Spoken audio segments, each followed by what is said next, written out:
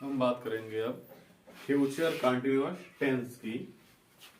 तो जैसा कि फ्यूचर यानी भविष्य का ऐसा टेंस जिसमें भविष्य के लिए बातें होंगी, और कंटिन्यूअस का मतलब लगातार, जिसमें कंटिन्यूटी बनी हो, यानी ऐसा काम जो अभी नहीं हो रहा है लेकिन भविष्य में लगातार होगा। जैसे वह कपड़े धो रही होगी, वह स्कूल जा रहा होगा, यानी लगातार काम होता रहेगा। आने वाले भविष्य में वो काम लगातार होता रहेगा, ना वो शुरू होगा और ना ही उसका अंत होगा, बस हो रहा होगा हो रहा होगा। तो शुरू करते हैं हम फ्यूचर कंटिन्यूअस टेंस। तो जैसे कि फ्यूचर कंटिन्यूअस टेंस में काम का लगातार होना पाया जाएगा, और इसकी पहचान के लिए कि इस टेंस में जो वाक्य होंगे, फ्यूचर कंटिन्यूअस टेंस को पहचानने के लिए इस वाक्य के अंत में हमेशा हम क्या देखेंगे कि रहा होगा, रही होगी, रहे होंगे, ऐसे शब्द वाक्य के अंत में रहेंगे। और फ्यूचर कंटिन्यूअस टेंस में हेल्पिंग वर्ब के रूप में शैल बी और विल बी का प्रयोग किया जाएगा। तो जैसा कि फ्यूचर टेंस में जितने भी टेंस हैं उसमें जो शैल है ये फर्स्ट पर्सन के साथ, और विल जो है वो सेकंड और थर्ड पर्सन के साथ प्रयोग किया जाएगा। लेकिन कंटिन्यूअस टेंस में शैल के साथ और विल के साथ एक, जैसे शैल विल है तो इसके साथ बी जुड़ जाएगा, दोनों के साथ बी जुड़ा होगा, शैल के साथ भी और विल के साथ भी। और इसमें वर्ब की फोर्थ फॉर्म का मतलब कि वर्ब की फर्स्ट फॉर्म जो होगी उसमें हम जब आईएनजी जोड़ देते हैं तो वह थर्ड फॉर्म की जगह फोर्थ फॉर्म, यानी फर्स्ट फॉर्म और आईएनजी दोनों मिलाकर वर्ब की फोर्थ फॉर्म हो जाती है। उसके बाद हम ऑब्जेक्ट लिखेंगे।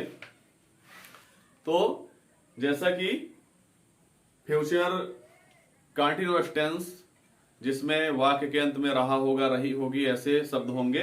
तो हम शुरू करते हैं। अब देखते हैं कि इसको हम कैसे हिंदी से इंग्लिश में वाक्यों को ट्रांसलेट करते हैं। और वाक्यों को ट्रांसलेट करने के लिए आपको हेल्पिंग वर्ब और फर्स्ट फॉर्म, सेकंड फॉर्म या थर्ड फॉर्म क्या यूज किया जाएगा वो याद होना चाहिए। तो फ्यूचर कंटिन्यूअस टेंस में वर्ब की फर्स्ट फॉर्म के साथ आईएनजी लगा के वर्ब की फोर्थ फॉर्म बना दी जाती है।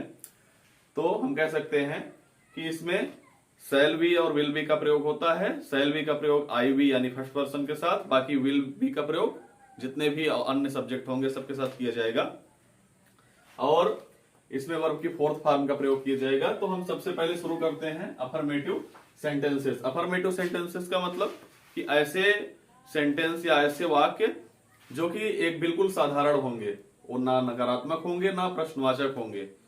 तो जैसे इसमें क्या है कि वह कपड़े धो रही होगी, यानी आने वाले भविष्य की बात हो रही है कि वह कपड़े धो रही होगी, ना धोती होगी और ना ही धोएगी, वह धो रही होगी।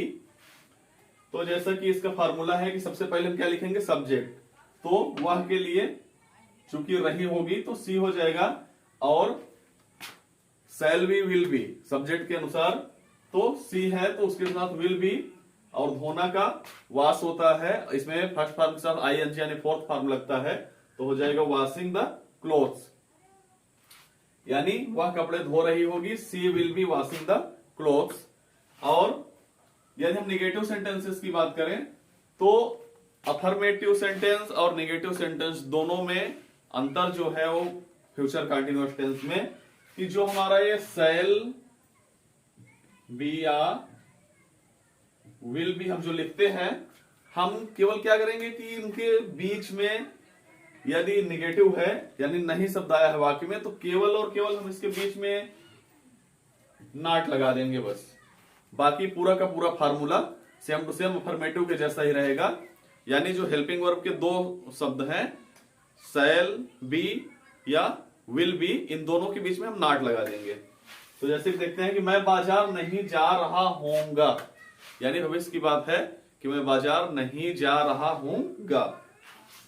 तो मैं फर्स्ट पर्सन है तो आई, उसके बाद हेल्पिंग वर्ब जो शैल बी या विल बी लगता है, तो इसमें निगेटिव में शैल और बी के बीच में हम नॉट लिख देते हैं। तो आई शैल नॉट बी, जाना का गो, और फर्स्ट फॉर्म में आईएनजी तो गोइंग टू मार्केट। और जब यही इंट्रोगेटिव सेंटेंस होगा तो इसमें क्या होगा कि अफर्मेटिव सेंटेंस में जो shall be will be subject के बाद लिखा जाता है, हम शैल बी या विल बी के बीच में सब्जेक्ट को लिख देंगे। बाकी अफर्मेटिव से इंट्रोगेटिव में केवल इतना ही अंतर है कि जो उसमें सब्जेक्ट के बाद शैल बी विल बी लिखा जाता था, अब शैल बी और विल बी के बीच में, यानी हम पहले शैल बी या विल लिखेंगे, फिर सब्जेक्ट, फिर बी का प्रयोग करेंगे। जैसा कि क्या वे खेल रहे होंगे, तो क्या के लिए जब वाक्य में शुरू में कोई भी प्रश्नवाचक शब्द आए तो हम उसकी अंग्रेजी नहीं लिखते, बल्कि उसकी जगह हम हेल्पिंग वर्ब का प्रयोग करते हैं जो भी लगाया जाता है।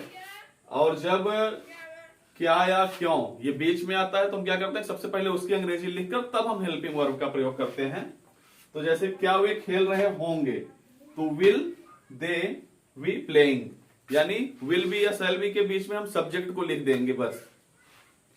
और जब यही इंट्रोगेटिव निगेटिव सेंटेंस हो जाएगा, इंट्रोगेटिव निगेटिव सेंटेंस का मतलब कि ऐसे वाक्य जो नकारात्मक भी हो और साथ ही साथ प्रश्नवाचक भी हो, वो क्या कहलाएंगे, इंट्रोगेटिव निगेटिव सेंटेंस। तो इसमें क्या होगा कि यदि वाक्य के शुरू में कोई प्रश्नवाचक शब्द है, तो जब भी शुरू में प्रश्नवाचक शब्द है तो हम उसकी अंग्रेजी ना लिखकर हेल्पिंग वर्ब सब्जेक्ट के अनुसार पहले लिखते हैं। तो और अगर बीच में दिया है क्या क्यों, तो उसकी अंग्रेजी सबसे पहले लिखने के बाद तब हम हेल्पिंग वर्ब से शुरू करते हैं। यानी जब प्रश्नवाचक वाक्य होगा तो हम हेल्पिंग वर्ब से ही शुरू करेंगे, लेकिन क्या क्यों कैसे अगर बीच में आया है तो उसकी अंग्रेजी उससे भी पहले लिखते हैं। तो इसमें क्या होगा कि शैल बी या विल बी है तो उसके बीच में हम निगेटिव में नॉट लगाते थे, लेकिन अब शैल बी या विल बी में शैल या विल पहले आ जाएगा तो सब्जेक्ट के बाद नॉट हो जाएगा।